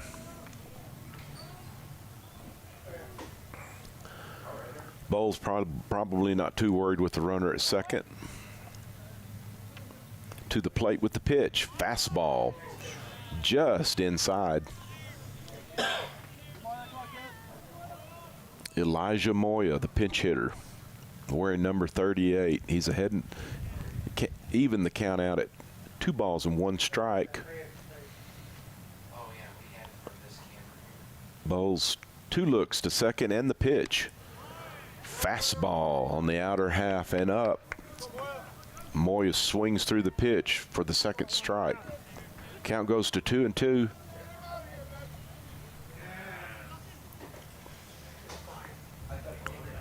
Bronco, the Badgers have a shift with the shortstop playing really close to second base. Another fastball to Moya, swinging, strike 3 for the 2nd out of the inning. Brings up another pinch hitter, number 23, Frank Garcia. Number 23, Frank Garcia. He's going to be hitting from the right side. Umpire gets to get the score sheet out. Again.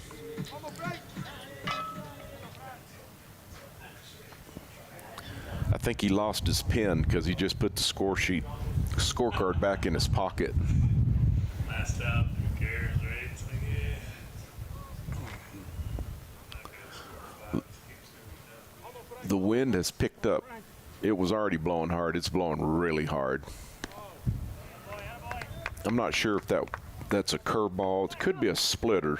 I don't know if he throws a split finger fastball, but it stayed up, needless to say, for ball 1 to Garcia.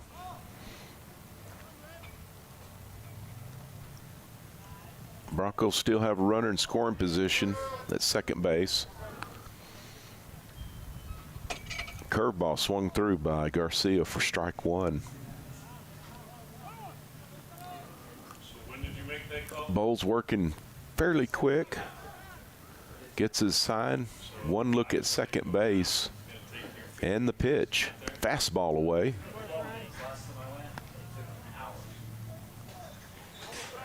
To Frank Garcia. He's wearing number 23 for the Broncos.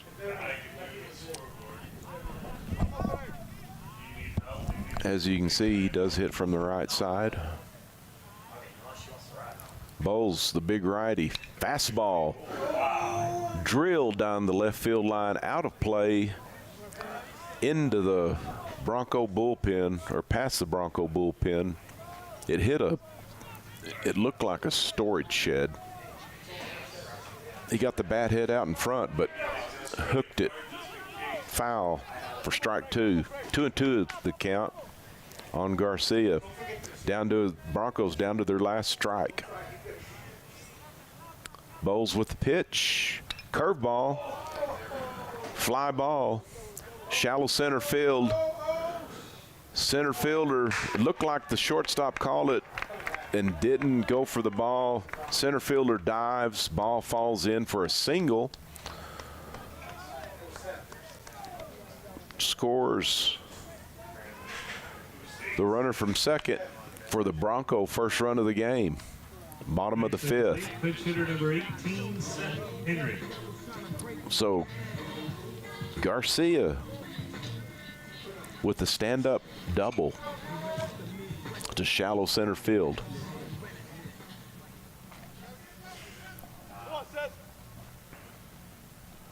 Brings up another pinch hitter. I'll get his name.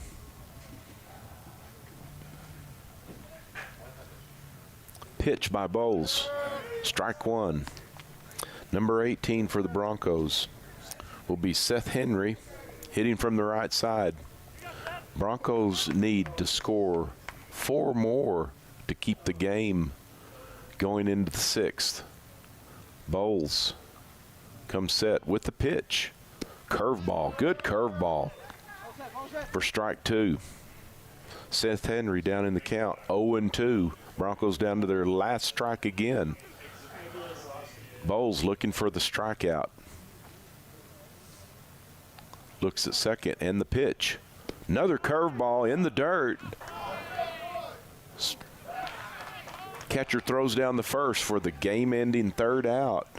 The Badgers win via the 10-run rule, 14-1. 14-1 here in Game 3. We will have Game totals for the Amarillo College Badgers. They have 14 runs on 11 hits make no errors and leave 5 on base. For the Broncos, they score 1 run on 5 hits.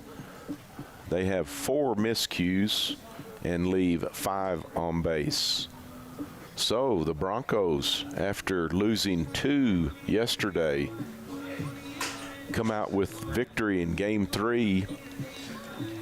We're going to take a break for about, I believe it's a 30-minute break, and we'll be back in 30 minutes. This is Lee Johnson on KSVP Radio and KSVPTV.com.